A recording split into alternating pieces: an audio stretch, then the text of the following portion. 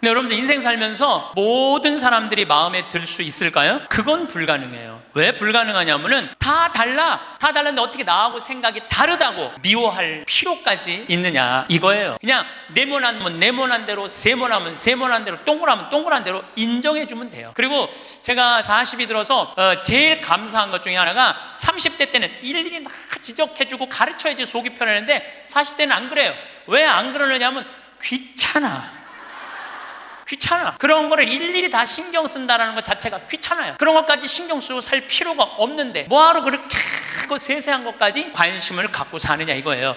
어제는 이제 수원 우리 내 두 번째 멘토 신부 성당에 가서 강의를 하게 됐는데 오늘 평화방송 한다고 좀 이렇게 마사지를 받으려고 그랬는데 마사지 예약한 사람이 까먹고 집에 휴가를 가버렸다고 그러더라고요. 그래갖고 이제 직원을 바깥에서 운전하는 직원을 한 30분 정도 기다리는데 그 성균관대학, 수원에 성균관대학이 있는 데인데 그 수많은 젊은 여대생들이 막 지나가더라고요. 그런데 참 슬픈 건지 좋은 건지 모르겠는데 지나만 가지 얼굴이 안 보여. 눈이 이게 침침해갖고요. 이쁜 여자가 안 보여. 이쁜 여자가. 그것도 한편으로는 참 좋다 그런 생각도 들더라고요. 근데 이제 30분을 내가 길에서 기다리다가 직원이 뭐 때문에 잘못돼갖고 늦게 도착을 했는데 내가 딱 탔는데 우리 직원이 그러는 거예요. 지금 왜 신경질을 안 부리세요? 그러더라고요. 근데 부리고는 싶은데 기운이 없어. 신경질 부릴 기운이 없어. 그래서 나이를 먹는 게 좋은 면도 있구나. 사소한 것에 신경이 점점 멀어지는 참 좋은 것도 있구나 이런 생각이 들어요. 제가 늘 강의 때 말씀드리지만은 우리가 모든 사람 사랑하기 쉽지 않아요. 근데 문제는 동그란 사람들이야. 마음이 예쁜 사람들은 모든 사람 사랑하려고 그래요. 난 그 사람들이 제일 짜증나는 사람들이에요. 모두 사랑하려고 덤비는 사람들. 예수님은 모두 사랑하라고 그런 적이 없어요. 서로 사랑하라고 그랬죠. 언제 모두 사랑하라고 그랬어요. 여러분도 오늘 이후부터 서로 사랑하세요. 우리 인생에는 궁합이 맞는 사람이 있어요. 이거 아주 중요합니다. 나하고 궁합이 맞는 사람이 있어요. 저는 내 인생에 참 궁합 맞는 사람들이 많은 편인데 내 인생 가장 궁합 잘 맞았던 분은 2012년에 돌아가신 87세에 돌아가신 김창린 필립보 신부님이 나하고 궁합이 제일 잘 맞았던 신부님이에요. 근데 이 신부님은 내가 신학생 때 별명이 호랭이 신부님이에요. 호랭이 신부님. 호랭이 신부님인데 얼마나 무서웠느냐 하면은 미사 딱 문 딱 잠궜어요. 미사 시작하면은. 그리고 미사 때 움직이잖아요. 그 자리에서 쫓아냈어요. 나가라고. 미사 때 움직이면은 조금도 떠드는 걸 못 보셨어. 조금만. 만약에 애가 뛰어다닌다 그럼 애 3살 4살도 욕을 바가지로 얻어먹어. 욕을. 그리고 그 엄마는 말할 것도 없고. 하면은 내가 그 신부님 철산성당 보좌신부로 있을 때인데 미사를 하는데 꼬마가 저 앞에서부터 오는 거야. 모든 교우들이 얼음이 됐어요. 혼날 거 이제 시작이 되니까. 근데 신부님 딱 미사다 멈춘 거예요. 얘는 아무것도 모르고 막 3살 4살짜리가 오는 거야. 근데 딱 신부님이 입이 참 북한 분이라 거치세요. 이 애 엄마 누구냐고. 나오라고. 이 거룩한 미사에 이렇게 애 막 놔두고 이 엄마 나오라고. 근데 진짜 중요한 거는 그 엄마가 끝까지 안 나왔다는 거예요. 너무 무서우니까 못 나온 거야. 그래서 누가 데리고 나갔느냐면은 미사 봉사자가 데리고 나간 거예요. 그래서 그 엄마 1년 동안 뭐라고 그랬냐면 저거 엄마이길 포기한 인간이라고. 저게 엄마냐고. 그만큼 무서웠어요. 근데 이 신부님은 참 원칙적인 분이세요. 신앙에 애누리가 없는 분이에요. 그리고 내가 보좌 신부 때 이렇게 보면은 판공성사 이제 한참 하잖아요. 그럼 우리 그때는 신자가 14,000명이었어. 그러면은 고해성사를 주면은 신부님 고해 들어가면 혼이 나니까 신부님 고해소는 안 들어가는 거예요. 그 내 고해만 나가보면 막 신부님 없어. 그 신부님 기다리다가 딱 나와갖고 이리 와! 소리를 질러요. 그럼 저 끝에 있는 사람들이 어쩔 수 없이 가. 신부님 고해서 그러면 다시 이쪽에 와서 붙는 거야, 내 쪽에 와서. 그래서 내가 하루에 500명씩 성사를 준 적이 있어요. 하루에 500명씩. 그러니까 그렇게 성사를 많이 줘갖고 나중에는 어떤 보좌 신부 때 어떤 병에 걸렸는지 하도 이걸 많이 하다가 이제 한 번은 문을 열고 고해를 듣는데 대답이 없는 거야. 그래서 왜 고해를 안 하냐고 눈을 떠봤더니 내 침대에서 옆에 창문을 열고 이러고 있더라고요. 창문을 열고. 그렇게 무서운 신부님이었는데 참 편안했어요. 그래서 신부님, 내가 평창의 성 필립보 신부님 본명이 필립보예요. 김창림 필립보. 신부님, 나 생태마을 꾸미고 싶다고. 네가 한다면 내가 도와줄게. 그래갖고 신부님이 30억 평생 북한에서 넘어가고 학비 고생을 많이 하고 신학생들 장학금 한다고 신부님 모아둔 거 30억을 내놓으신 거예요. 근데 신부님이 이제 은퇴를 하셨어요. 마지막 11년 동안 내가 모시고 살았어요.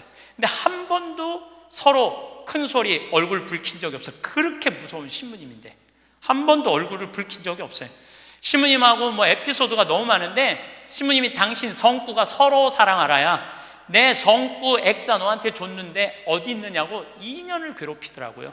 2년을. 나는 그런 거 본 적 없다. 그냥 이놈 새끼, 내가 너한테 성구 줬는데 네가 내 걸 우습게 한다고 욕을 먹었는데, 나중에 알고 보니까 신부님 그 철산성당 사무실에 있었던 거야.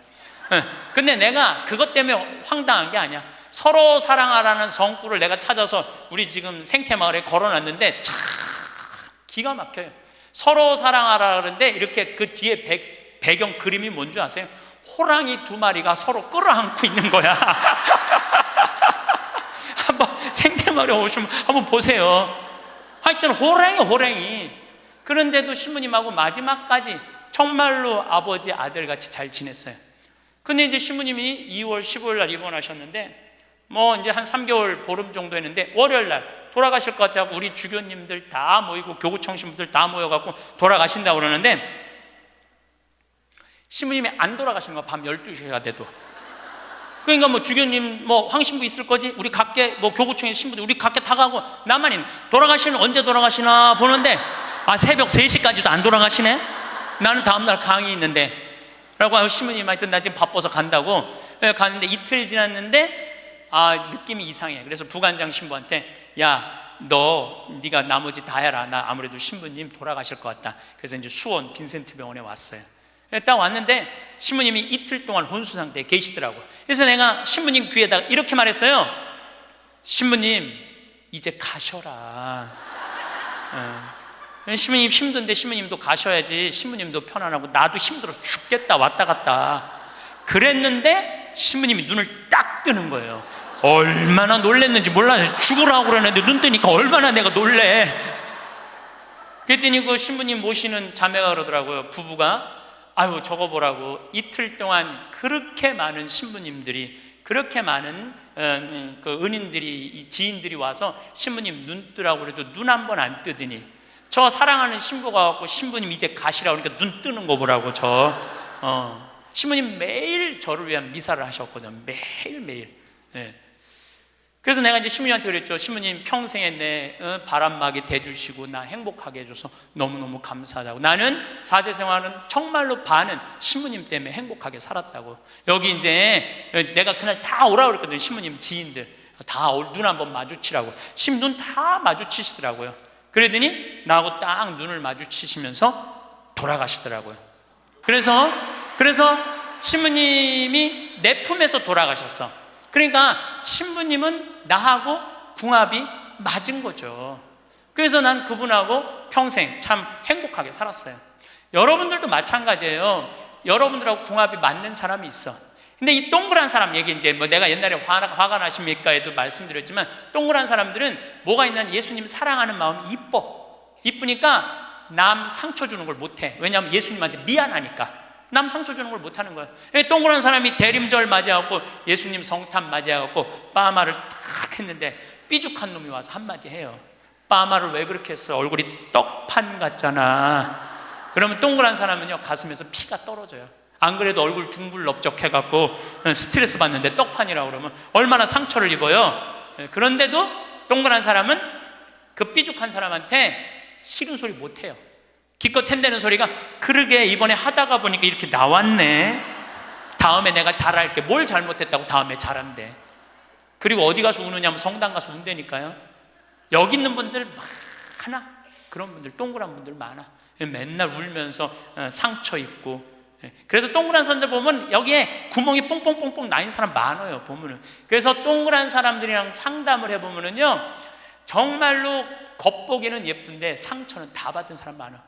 그러니까 동그란 사람은 삐죽한 놈 만나면 안 돼요. 삐죽한 놈은 누구 만나게 해주면 되냐면 별난 놈 만나게. 별난. 찔러도 안 찔리는. 파마를 왜 그렇게 해서 얼굴 떡판 같잖아. 그럼 별난 사람은 뭐라고 그러느냐면은 너나 잘하고 다녀. 너나 남 챙겨내지 말고. 그럼 이 사람 상처 안 입어요. 상처 안 입는데 동그란 사람들이 상처를 입는다니까. 그래서 여러분들은 지금 50, 60 되신 분들, 여러분들 앞으로도 50년, 60년 인생 더 살아야 돼요. 미운 사람이랑 뭐하러 힘들게 가요? 내가 마음에 드는 사람, 좋은 사람이랑 가셔야죠. 그래서 오늘 이후부터, 아까도 제가 멘토 얘기했지만은 우리가 멘토를 잘 만나야 돼요. 그래서 저는 막 보면은 성격 까칠한 사람들 가능한 한 안 만나요. 연락도 안 하고. 내가 좋은 사람들은 난 연락 많이 해요. 전화도 많이 하고 밥도 자주 먹고 참 좋은 것 같아. 우리 나한테 생태마을 꿈이라고 100억 주고, 잠비아에 100억 준 우리 83살 된 우리 은인한, 저는 한 달에 한 번 전화해서 꼭 같이 밥 먹어요. 우리 어머니 아버지도 한 달에 한 번 꼭 같이 밥 먹고. 내가 좋은 사람만 난 전화해서 밥 먹어. 굳이 삐죽한 애 전화해갖고 내가 예수 그리스도의 이름으로 저 사람을 사랑하고야 말리라, 난 안 그런다 이거야.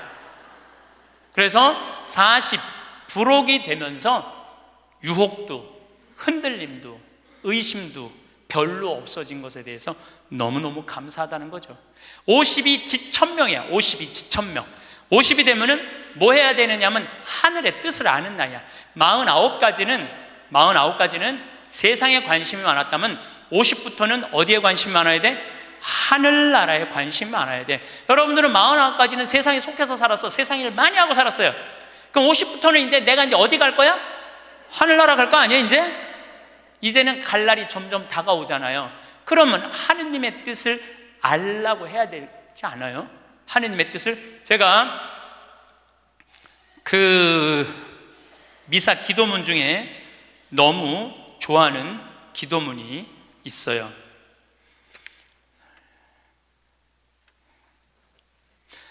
하느님 아버지, 성찬의 전례 때예요. 저희가 그리스도의 죽음과 부활을 기념하며 생명의 빵과 구원의 잔을 봉헌하나이다. 또한 저희가 아버지 앞에 나와 봉사하게 하시니 감사하나이다. 많이 들어봤죠? 또한 저희가 아버지 앞에 나와 봉사하게 하시니 감사하나이다. 저는 반장, 부반장, 줄반장도 해봤던 적이 없어요. 우등상도 타봤던 적이 없어요. 내 평생에 1등이라는 건 한 번도 해본 적이 없어요. 1등이라는 건 한 번도 해본 적이 없어요. 그런데 나같이 부족한 인간이, 오늘도 이제 미사 같이 봉헌하겠지만은 이 많은 교우들한테 기도를 바쳐 올릴, 또한 아버지 앞에 나와 이 많은 교우들을 위해서 미사 드리게 해주는, 또한 아버지 앞에 나와 봉사하게 해주시니 감사나이다. 난 너무너무 영광스러운 거야. 아버지 일을 하는 것에 대해서 너무 감사하는 거야. 30대 때는 하느님의 이름을 빌려서 내 일을 했어요. 30대 때는 어땠냐, 뭐가 진행이 안 되면 성질을 있는 대로 부렸어요. 30대 때는. 근데 요즘은 막 일이 진행이 안 되잖아요. 그럼 딱 내려놔요. 그리고 이렇게 말합니다. 당신이 원하는 게 아니네. 그거 딱 내려놔요. 당신이 원하는 일이면, 하느님 당신이 원하는 일이면 되겠지. 제가 작년에 잠비아에 가갖고 간호대학 수도된 걸 보고, 저 사는 맛 사는 멋 삶겨 한끼 책 파는 거 2억 인쇄 내놨다고 그랬잖아요. 그래갖고 교우들한테 1,000만 원씩 30명만 도와달라고 그랬잖아요. 그런데 2월 달에 방송에 나갔는데 4월 마지막 주에 2억 8천이 모인 거야. 2달 만에 2억 8천이. 내가 한번 모금도 나간 적이 없는데 다 전화해서 마지막 토요일에 내가 하느님한테 이렇게 기도했어요. 하느님, 왜 2천만 원이 비냐고. 진짜 그렇게 기도했어요. 진짜. 아니 내가 2억을 내놨으면 당신 3억 내놔야 될 거 아니냐고 그렇게 기도를 했는데, 그날 저녁에 종교도 다른 할머니가 나한테 전화했어요. 신부님, 당신이 기도를 하는 중에 내가 돈이 필요할 것 같아갖고 2천만 원 보냈다는 거예요. 2천만 원. 나는 기쁘지 않았어요. 기쁘지 않았어. 왜 기쁘지 않았냐면 너무 놀랐어요. 하느님이 다 듣고, 하느님 왜 2천만 원이 비냐고 그랬더니 그 저녁에 2천만 원을 채워주셨으니, 여러분들 기쁠 것 같아요? 무서울 것 같아요? 무섭죠. 와. 그래서 예수님이 너희들 많은 말 하지 말아라. 아버지가 너희가 필요한 것을 다 알고 계신다. 그래서 내가 기도를 안 한다니까요. 내가 기도를 안 해요. 내가 잠비아에 농업대학 세울까? 그랬더니 100억 갖다 줬잖아요. 그래갖고 농업대학 부지가 필요한데 그랬더니 1000만 평 대통령이 줬잖아요. 어떻게 기도를 해? 생각만 해도 하느님이 이렇게 쏟아주는데 기도까지 해주면 나는 죽어. 이거 기도까지. 근데 나는 어떤 믿음이 있느냐면 지천명, 하늘의 뜻을 알아요. 하느님이 원하는 일이면 된다. 예. 그리고 이제 잠비아에 제가 이제 4년을 다니면서 돈도 많이 이제 그 신학교, 잠비아를 쭉 다녔는데 내가 너무너무 놀란 거는 잠비아의 신자가 500만 명이에요. 그리고 내가 다니고 있는 은돌라 교구는 신자가 100만 명이야. 100만 명. 근데 신학교가 없는 거야. 잠비아 신학생은 지금 480명이 있대요. 근데 기숙사가 없는 거야. 1, 2학년이 뭐 철학과 이렇게 다니고 이상하게 하여튼 신학 과정이 있더라고. 그래서 은돌라 교구의 반달 주교님께서 나한테 요청이 왔어요. 우리 여기 잠비아에 신학교를 좀 줘달라고. 근데 그 신학교 짓는 거 어렵잖아. 땅 이미 1000만 평 있고 10억이면 신학교 짓거든요. 10억이면 벌써 100억 기증 받았고, 나는 농업대학만 할 생각을 했지 그 신학교 줘줄 생각을 안 했거든요. 근데 생각해보니까 이거 신학교 짓는 거 이게 정말로 의미 있는 일이구나. 이게 누구의 뜻이냐? 1000명이라는 거야. 하느님의 뜻이구나. 그래서 요즘 이제 신학교를 이제 설계를 다 끝냈어요. 신학교 설계도 다 끝났어. 그래갖고 짓는데 이제 반달 주교님이 지난 9월달, 10월달에 한국에 들어오셨어요. 근데 또 마침 우리 수원교구의 이용훈 주교님께서 그러면은 저도 그렇죠. 우리 수원교구 주교님 이름으로 책임지고 끝까지 져주기로 두 주교님께서 사인을 딱 했어. 내가 그걸 보면서 그래, 하느님이 이렇게 역사하시는구나, 그런 걸 느끼면서 내 일을 하는 게 아니라 이제 누구 일을 해? 하느님의 일을 해. 하느님의 일을 하니까 내가 책임질 필요 있어요, 없어요? 없어. 누가 책임져야 돼? 하느님이 책임져야 돼.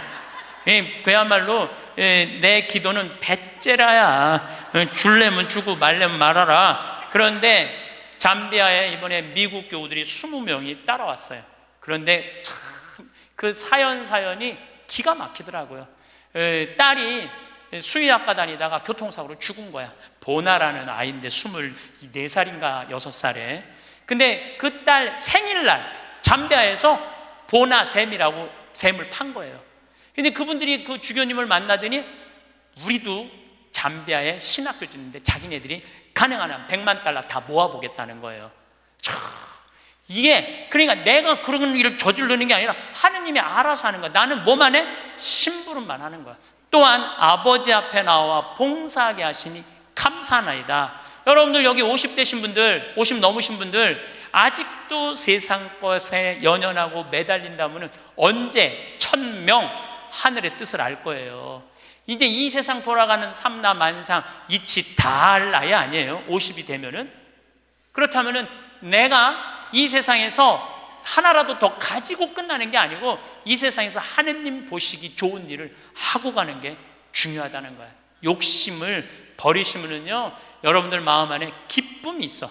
저는 요즘 미사 때마다 우리나라 평화를 위해서, 내가 우리나라 평화를 위해서 미사 지향을 내가 드릴 수 있는 사제가 된다는 거 너무 감사하더라고요.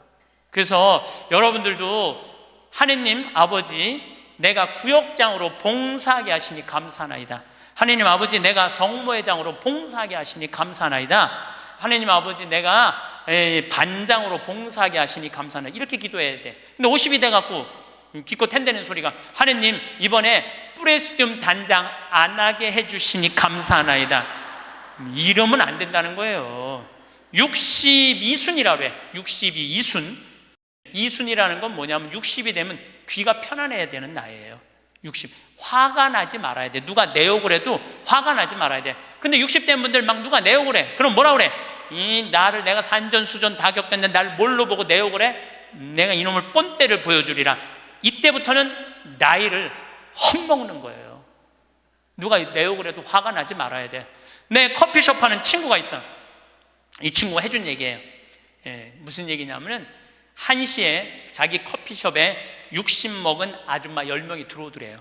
그래갖고 야, 커피 한 잔이 6,000원, 7,000원이니까 한 7만 원 버나 보다. 근데 아줌마들이 딱 들어와서 한다는 소리가 우리가 지금 개모임을 해갖고 밥을 많이 먹어갖고 패가 불러서 3잔만 시키겠다고. 3잔만 시키겠다고. 3잔만 시키더래요. 10명이 상 3개 딱 차려 해갖고. 그랬더니 요즘 리필이 다 되잖아요. 한참 먹더니 또 있더니 와서 리필해달라고 그러더래. 리필. 또 그 큰 컵에다 리필을 다 해준 거야. 그랬더니 다시 오더니 그러더래요. 이거 우리 귀양 리필해준 거 우리 나눠 먹게 잔 좀 더 달라고. 그래갖고 1시부터 3시까지 10명이 3잔 시켜서 온갖 수다 그냥 다 박장대소 하고 막 깔깔거리면서 3잔 값을 내고 나가더래요. 너무 가슴이 아프더래요. 왜냐하면은 전기세도 있고 자리세도 있고 월세도 내야 되는데 저 아줌마들 10명이 들어와서 3잔만 시켜서 먹고 나가 얼마나 가슴이 아픈지 몰라요. 여러분들 돈이 없으면은 막심 골드 그 150원이야. 스틱 커피 그거 10개 사면 1,500원이야. 그럼 보온병 사다가 종이컵 사다가 종이컵은 안 되지만은 그냥 그 앞에 공원이거든. 그거 먹으면 되지. 왜 그 남의 상처를 이걸 뭐라고 하냐면은 나이값도 못한다고 그러는 거야. 늙으려면 어떻게 늙어? 곱게 늙어. 늙으려면 곱게 늙어야 돼. 나이를 먹으려면은 제대로 먹어야 된다는 거예요. 나는 그래서 우리 직원들 장 보러 나갈 때 절대 못 깎게 해요. 돈 못 깎게. 그거 300원 400원 깎아서 뭐해. 우리 직원이 지난번에 그러더라고. 자기가 저기 막 호박을 20개를 사는데 한 푼도 안 깎길래 하나 더 얹어주더래. 더 얹어주길래 이거 우리 신부님이 깎지 말라고 그런다고. 깎지 말란다고 그래. 나도 농사 짓는 사람이라요. 참 그 농사가 얼마나 어려운데. 할머니들이 두릅 따 갖고 나오고 쑥해 갖고 나오는 거 뭐 300원 깎는다 200원 깎는다 그러다 안 깎아주면 또 그냥 건너 갖고 사고 돌아다니면서 상처는 다 주고 다녀. 그리고 나 돈 아꼈다고. 참 그 정도로 200원 300원 깎고 돈 아낄 정도로 돈이 없으면은 그냥 집에 가만히 앉아 있어. 돌아다니지 말고. 그래서 나이값을 해야 된다는 거예요. 나이값. 늙으려면 어떻게 늙어? 곱게 늙어야 돼. 늙으려면. 그리고 60이 되면은 이순이라는 게 뭐냐면은 누가 내 욕을 해도 화가 나지 말아야 되는 것뿐만 아니라 이해 안 되는 게 없어야 돼요. 삼라만상 우주, 아까 1000명이라고 그랬잖아요. 1000명 안에는 우주 만물의 조화까지 다 알아야 돼. 그 60이 되면은 이해 안 되는 게 없어야 돼. 내가 60 되신 분 중에 너무너무 멋있는 분 한 분을 알고 계세요. 난 그분 지금 얼굴도 본 적이 없는 분이에요. 얼굴도 본 적이 없는데 이분이 얼마나 멋있느냐 하면은 성모회장이래. 어느 성당에. 근데 내 후배 신부 중에 하나가 5년 전에 옷을 벗었어요. 신학교 때 내가 굉장히 예뻐했던 아이인데 자기 기쁘지 않대. 사제로서 기쁘지 않대. 사제로서 기쁘지 않으니까 미사를 드릴 수가 없는 거예요. 그거 여자 문제보다도 더 고통스러운 거예요. 내가 사제로서 기쁘지 않아. 그래서 나는 더 이상 제사를 드릴 수 없다. 그래서 옷을 벗고 나간 거야. 이 신부는 혼자 쭉 사는 거죠. 근데 그 본당 신부였을 때 성모회장님이었대. 성모회장님이었는데 이 신부님이 5년 동안 혼자 사는 걸 알고 딸이 36인가 37이래. 딸한테 그랬대요. 너 그 신부님 알지? 알고 있대. 근데 그 신부 옷 벗은 거 알지? 알고 있대. 근데 너 지금 시집도 안 가고 혼자 사니 이렇게 허송 세월 보내지 말고 신부님 외롭고 힘든데 너 신부님한테 시집이나 가서 밥도 해주고 빨래도 해주고 의지가지 하면 어떻겠느냐. 그 성모회장님이 남편도 설득했대. 당신 저 본당 신부님 있을 때 저런 사이 하나 있으면 좋겠다고 그러지 않았느냐고. 저 사이 사보면 되지 않겠느냐고 남편도 설득하고 남편도 좋다고 그랬대. 그래갖고 이번 3월 신부님한테 찾아간 거야. 내 딸 줄 테니까 신부님 혼자 외롭게 살지 말고 내 딸 이제 데리고 같이 살았으면 좋겠다고. 그래서 이번 3월 달에 결혼을 시킨 거야. 60이 되려면 그 정도는 돼야지. 60이 되려면 그 정도는 돼야지.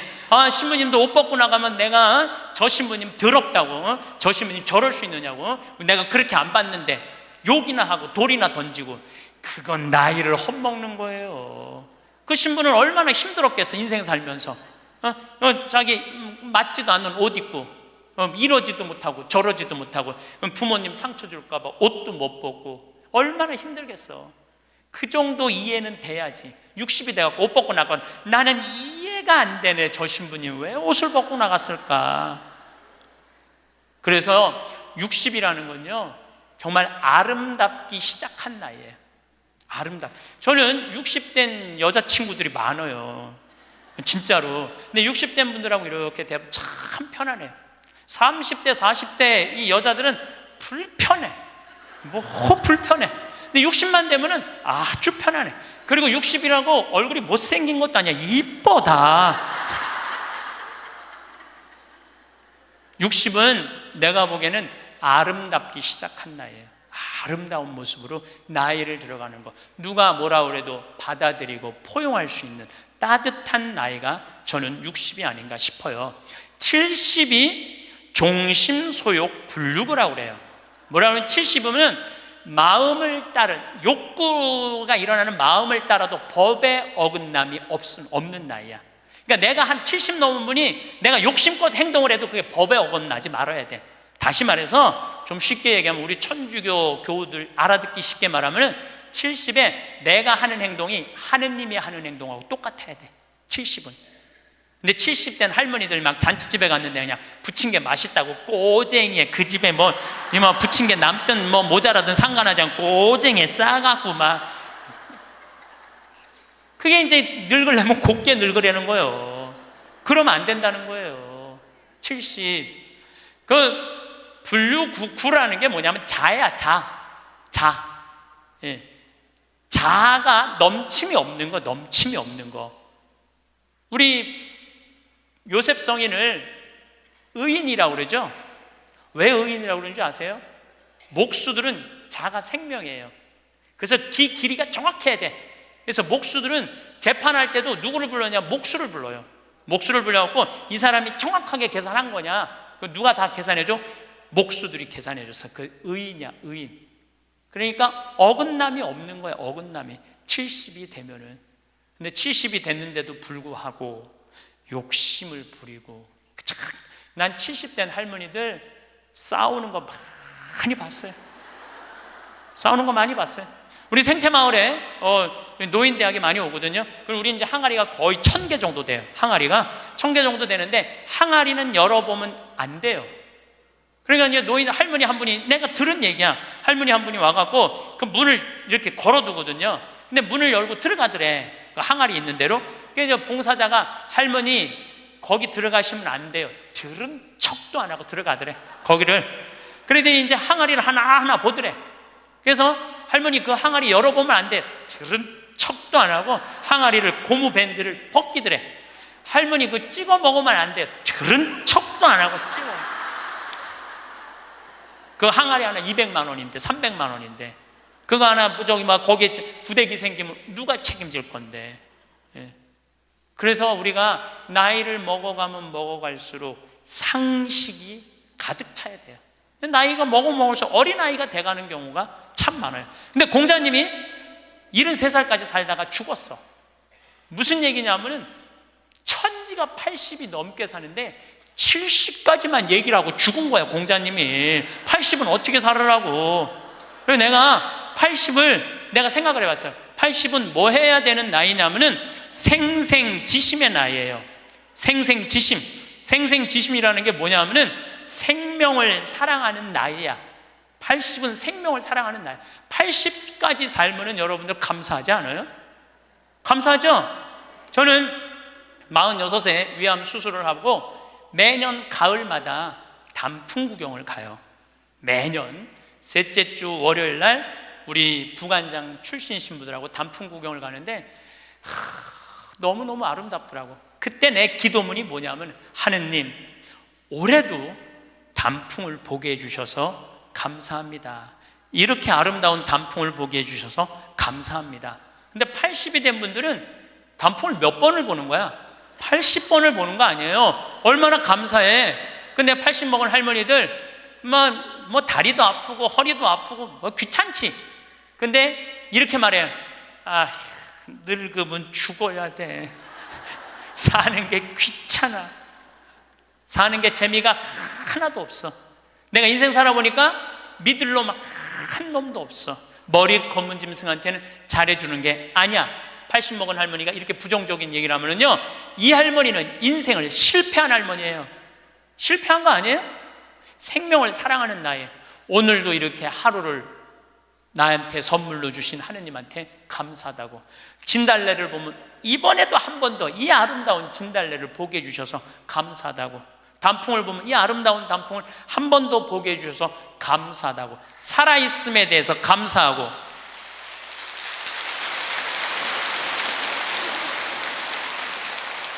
생명에 대해서 사랑하는 마음.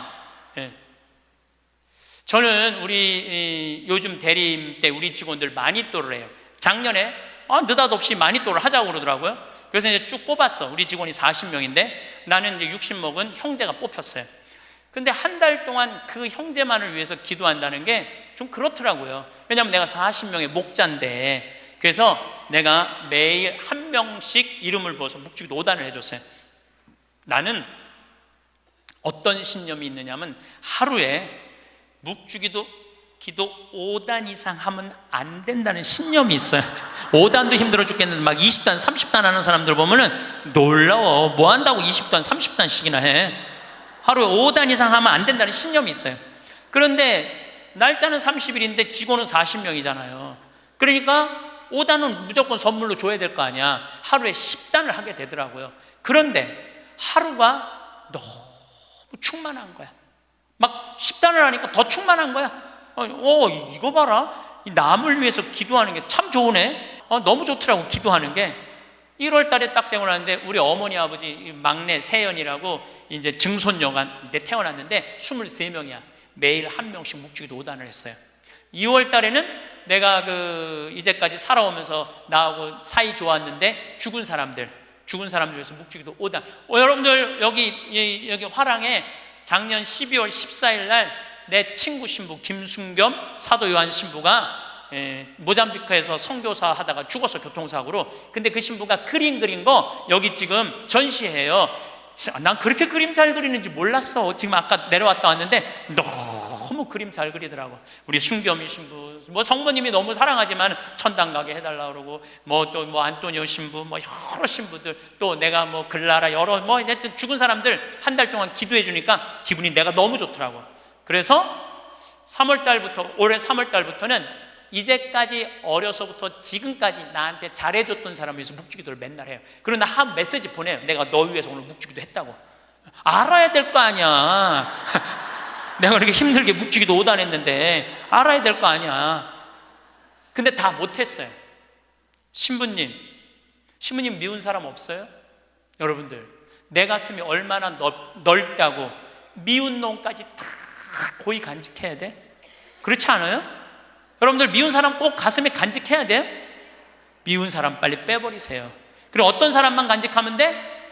좋은 사람, 소중한 사람만 하면은 그러게도 우리 인생은 벅차요. 내가 6.25 전쟁 똥구멍이 찢어지게 가난할 때 그때 내 돈 떼어먹고 도망간 놈, 내 상처 준 놈 그냥 기억할 필요가 뭐가 있냐 이거예요. 80이 돼서 이제까지 큰 사고 없이 6.25 넘어오고 그 힘든 거 다 넘어와서 지금 살면은 오늘 하루 밥 3끼 먹으면 감사하면 돼요. 그래서 80 되신 분들은 입에서 뭐가 나와야 돼? 감사가 나와야 돼. 제가 자신 껴안기라는 주제로 이야기를 이제까지 했습니다. 여러분들, 나 자신을 껴안을 줄 알아야지, 잘 살아요. 잘 살아야지 잘 죽을 수가 있어요. 그래서 15에 지우학하고 30에 립하고 40에 부록하고 50에 지천명하고 60에 이순하고 70에 불류구하고 80에 생생지심의 단계에 내가 갔는가? 이걸 물어보자는 거예요. 나는 지금 어떤 단계인가? 나는 뜻도 안 세운 거 아닌가? 뜻도 안 세우고 공부도 안 하고 또 내가 섰다면은 어떻게 살아가야 될 것인가? 쓴 사람으로서. 그 나는 정말로 욕심 없이 유혹받지 않고 악의 유혹을 받지 않고 정직하게 살아가는, 주님 보시기에 좋게 살아갔는가? 그리고 하늘의 뜻은 내가 알고 있는가? 하늘의 뜻은. 그리고 마음이 평화롭게 이순하고 있는가? 내가 하는 행동이 하느님이 하는 행동하고 똑같은가? 그리고 생명을 사랑하는 나인가? 그걸 알아야 돼. 그러면은 그런 정도의 사람이 되려고 그러면 공부해야 돼. 신부님, 저는요 신학교 공부했죠, 환경공학 공부했죠, 그 다음에 글 공부했어요. 그래서 저는 한국문인 회원이고 국제 팬클럽 회원이에요. 물론 우리 가톨릭 문인 회원이에요. 그래서 글 쓰는 공부 많이 했어요.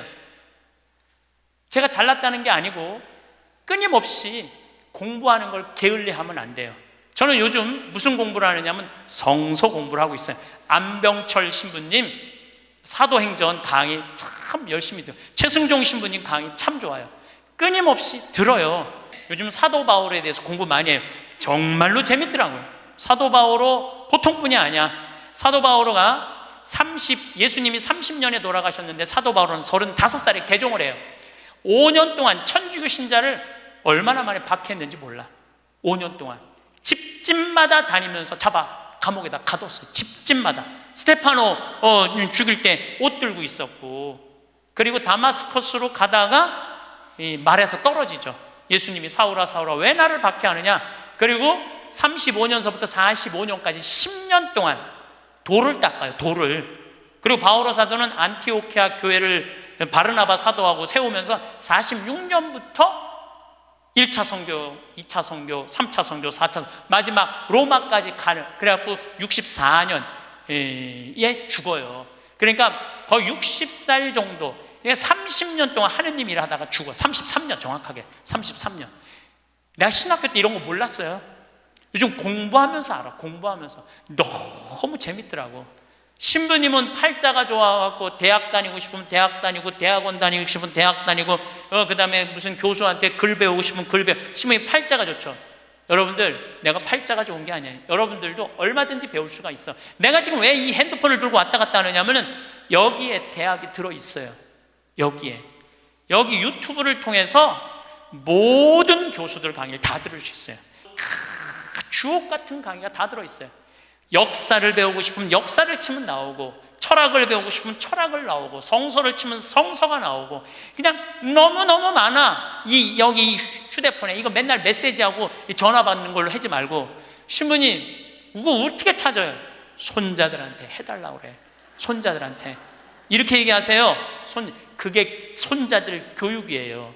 얘야, 나 소크라테스 변론이라는 거 듣고 싶은데, 변론이라는 걸 듣고 싶은데 이거 좀 내가 누르면 바로 나오게 해줘라. 그러면 걔 그거 찾아서 걔도 공부해. 맨날 게임만 하다가 할머니가 이거 좀 깔아달라고 그러면 걔 기가 막히게 깔아줘요. 누르면 나와. 누르면. 결국은 내가 서야 돼. 내가 깨우쳐야 돼. 배우고 익히니 이 또한 기쁘지 아니한가? 라는 우리 공자님 말씀대로 저는 여러분들이 공부했으면 좋겠어요. 공부를 하면은요, 소크라테스 말처럼 지식은 덕으로 가고 덕은 곧 행복으로 이어진다는 거예요. 그래서 우리 교우들 열심히 공부하셔서 조금 더 성숙한 사람으로 변화돼 나갔으면 좋겠어요. 나이가 들수록 사람이 편해질 줄 알았습니다. 그런데 이상하게도 오히려 더 어렵게 느껴질 때가 많습니다. 한 사람의 말, 혹은 그 사람의 태도 하나 때문에 하루 종일 기분이 가라앉는 경험이 있습니다. 왜 저 사람은 꼭 저럴까 하는 생각을 수십 번 곱씹게 됩니다. 아침에 마주친 한마디가 저녁까지 마음속에 남아있고, 자려고 누웠는데도 그 장면이 떠오릅니다. 미운 사람 한 명이 하루 전체를 망치는 일이 생각보다 자주 일어납니다. 나도 모르게 그 사람의 말투, 표정, 심지어 옷차림까지 떠올리며 또다시 불쾌해집니다. 이런 일이 반복되면 스스로에게 화가 납니다. 왜 나는 이렇게 작은 일에 마음을 쓰는 걸까 하는 자책이 따라옵니다. 그 사람은 아마 까맣게 잊고 지낼 텐데 나만 혼자 곱씹고 있는 것 같아서 더 억울합니다. 사실 이런 감정이 생기는 데는 이유가 있습니다. 예전에는 바빴습니다.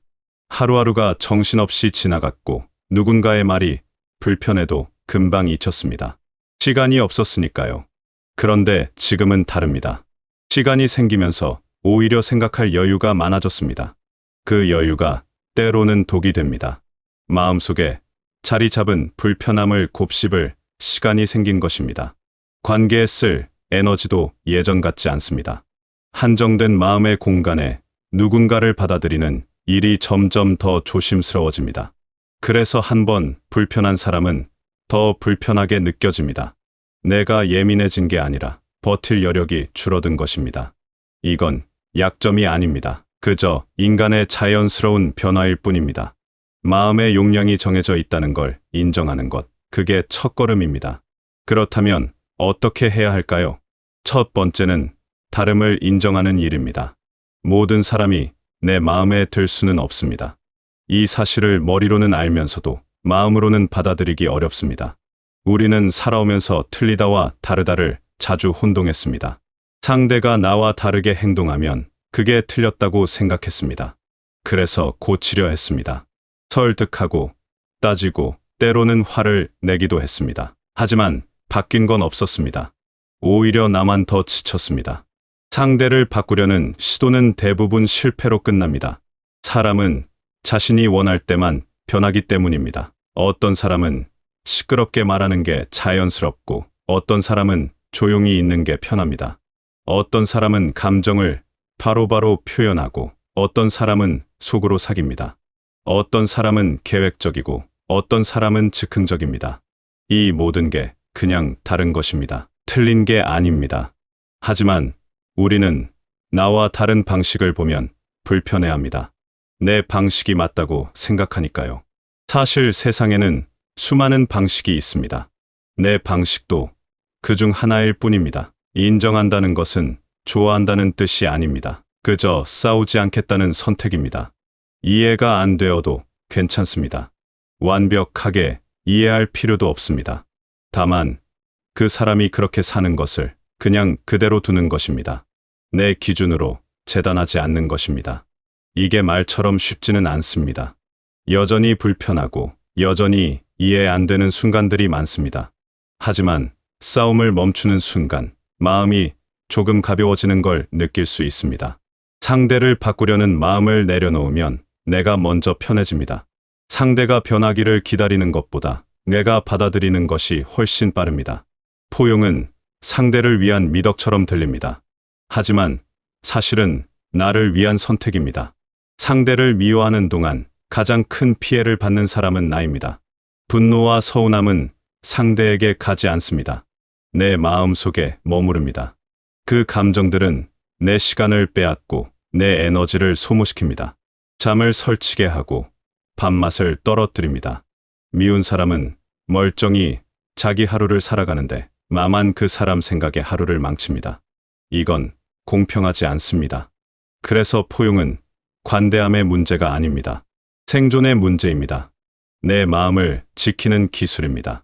상대를 용서해서가 아니라 나를 지키기 위해 내려놓는 것입니다. 미운 감정은 독과 같습니다. 상대에게 던지려고 준비한 독을 결국 내가 마시게 됩니다. 미워하면 미워할수록 상대는 멀쩡한데 나만 병듭니다. 스트레스를 받고 혈압이 오르고 몸이 아파집니다. 이 모든 게 내 몸에서 일어나는 일입니다. 상대는 아무 일도 없습니다. 그러니 포용은 착한 사람이 되기 위한 노력이 아닙니다. 건강한 사람으로 살아남기 위한 선택입니다. 미운 사람에게 내 건강을 내줄 이유가 없습니다. 가만히 돌아보면 하루의 생각 중 상당 부분을 미운 사람에게 쓰고 있습니다. 미운 사람의 말은 선명하게 기억하면서 정작 고마웠던 말은 쉽게 잊어버립니다. 인간의 뇌는 부정적인 것을 더 오래 기억하도록 설계되어 있습니다. 위험을 피하기 위한 본능입니다. 하지만 이 본능이 현대를 사는 우리에게는 독이 됩니다. 미운 사람에게 너무 많은 자리를 내주고 있는 것입니다. 내 인생의 주인공이 바뀌어 있는 순간들이 생각보다 많습니다. 아침에 일어나서 제일 먼저 떠오르는 사람이 미운 사람이라면 이미 그 사람이 내 하루를 지배하고 있는 것입니다. 하루를 시작할 때 누구 생각을 하는지 돌아볼 필요가 있습니다. 눈을 뜨자마자 어제 불편했던 그 사람이 떠오른다면 그건 그 사람에게 내 하루의 첫 시간을 내준 것입니다. 밥을 먹으면서도 걸으면서도 쉬면서도 그 사람 생각을 한다면 내 하루 전체를 그 사람에게 바친 것입니다. 이건 너무 아깝습니다. 내 소중한 시간을 미운 사람에게 쓰는 것만큼 허무한 일도 없습니다. 두 번째로 필요한 것은 시선을 옮기는 일입니다. 미운 사람보다 소중한 사람에게 집중하는 것입니다. 삶이 유한하다는 걸 체감하는 순간들이 있습니다. 건강검진 결과를 받아들 때, 오랜만에 만난 친구의 백발을 볼 때 문득 그런 생각이 듭니다. 이미 곁에 있는 좋은 사람들을 당연하게 여겨온 건 아닌지 돌아보게 됩니다. 매일 따뜻하게 말을 건네주는 사람, 내 말을 끝까지 들어주는 사람, 힘들 때 곁에 있어주는 사람. 이런 사람들의 소중함은 쉽게 잊혀집니다. 당연한 것처럼 느껴지기 때문입니다. 좋은 사람은 조용합니다. 시끄럽게 불편함을 주지 않습니다. 그래서 눈에 잘 띄지 않습니다. 반면 불편한 사람은 시끄럽습니다. 자꾸 신경 쓰이게 만듭니다. 그래서 더 많은 관심을 받습니다. 결국 좋은 사람은 뒤로 밀리고 불편한 사람이 앞으로 나옵니다. 이건 불공평합니다. 좋은 사람에게 더 많은 시간과 마음을 써야 하는데 불편한 사람에게 더 많이 쓰게 됩니다. 이 구조를 바꿔야 합니다. 관계는 정리의 문제가 아니라 선택의 문제입니다. 누구를 멀리할 것인가 보다 누구에게 더 마음을 쓸 것인가가 중요합니다. 제한된 시간과 에너지를 어디에 쓸 것인지 결정하는 것입니다. 미운 사람을 생각하는 시간을 줄이고 그 시간을 소중한 사람에게 쓰는 것입니다. 전화 한 통, 문자 한 줄, 함께 밥 한 끼. 이런 작은 것들이 쌓여서 관계를 만듭니다. 미운 사람에게 쓰던 감정적 비용을 좋은 사람에게 투자하면 삶의 질이 달라집니다. 소중한 사람들에게 감사를 표현하는 것도 중요합니다. 고맙다는 말 한마디, 잘 지내냐는 안부 한마디, 이런 것들이 관계를 단단하게 만듭니다. 당연한 것은 없습니다. 곁에 있어 주는 것도, 내 말을 들어주는 것도 모두 고마운 일입니다. 이 고마움을 표현해야 합니다. 마음속으로만 생각하면 상대는 모릅니다. 말로, 행동으로 보여줘야 합니다. 모든 관계를 유지해야 한다는 강박이 있습니다. 한번 맺은 인연은 끝까지 지켜야 한다고 배웠습니다. 하지만 모든 관계가 평생 가는 것은 아닙니다. 어떤 관계는 자연스럽게 멀어집니다. 그리고 그게 나쁜 것만은 아닙니다. 거리를 둔 뒤 오히려 편안해진 경험이 있습니다. 만날 때마다 불편했던 사람과 멀어지고 나니 마음이 한결 가벼워졌습니다. 죄책감을 느낄 필요가 없습니다. 관계도 계절처럼 변합니다. 소중한 인연은 애써 붙잡지 않아도 남아 있습니다. 진짜 소중한 사람은 멀리 있어도 연결되어 있고 오래 못 만나도 금방 예전처럼 돌아갑니다. 거리 두기는 냉정함이 아닙니다. 오히려 용기입니다. 불편한 관계를 계속 유지하는 건 쉽습니다. 익숙하니까요. 하지만 그 관계에서 벗어나는 건 어렵습니다. 변화가 두렵고 죄책감이 들고 외로울까봐 걱정됩니다. 그래서 계속 참습니다. 하지만 참는다고 좋아지지 않습니다. 오히려 더 힘들어집니다. 용기를 내서 거리를 두는 것, 그게 나를 지키는 길입니다. 세 번째는 내려놓는 법을 배우는 것입니다. 계획대로 되지 않는 일들이 많아집니다. 몸이 말을 안 듣고 상황이 예상과 다르게 흘러갑니다. 화를 내본 적도 많습니다. 하지만 화를 낸다고 달라진 적은 없습니다. 오히려 내 마음만 더 상했습니다. 내려놓음은 포기가 아닙니다. 여유를 선택하는 것입니다. 완벽하지 않아도 괜찮다는 걸 받아들이는 것입니다. 모든 것을 통제할 수 없다는 걸 인정하는 것입니다. 통제할 수 있는 것과 없는 것을 구분하는 지혜가 필요합니다. 날씨는 통제할 수 없습니다. 다른 사람의 생각도 통제할 수 없습니다. 이미 지나간 일도 통제할 수 없습니다. 통제할 수 없는 것에 에너지를 쓰는 건 낭비입니다. 대신 통제할 수 있는 것에 집중해야 합니다. 내 행동, 내 태도, 내 선택. 이런 것들은 내가 바꿀 수 있습니다. 여기에 에너지를 써야 합니다. 기대를 낮추자 관계가 편해졌습니다. 상대가 꼭 이래야 한다는 생각을 내려놓으니 작은 것에도 감사하게 되었습니다. 꼭 이렇게 해야 한다는 기준을 내려놓으니 숨 쉴 틈이 생겼습니다. 삶이 조금 느슨해져도 괜찮습니다. 팽팽하게 당겨진 줄은 쉽게 끊어집니다. 약간의 여유가 있어야 오래 갑니다. 완벽을 추구하다 지치는 것보다 적당히 좋은 상태를 유지하는 게 더 지혜롭습니다. 내려놓기가 어려운 이유는 두려움 때문입니다. 내려놓으면 모든 게 무너질 것 같습니다. 하지만 실제로 내려놓아 보면 알게 됩니다. 생각보다 무너지지 않습니다. 오히려 더 단단해집니다. 불필요한 것들을 덜어내니 정말 중요한 것들이 보입니다. 힘을 빼니 오히려 더 강해집니다. 이건 역설입니다. 하지만 경험해 본 사람은 압니다. 내려놓음이 주는 자유를 압니다. 이 세 가지, 다름을 인정하고 소중한 쪽으로 시선을 옮기고 어긋난 것들은 내려놓는 것. 이것들은 각각 다른 게 아닙니다. 하나의 삶의 태도입니다. 연결되어 있습니다.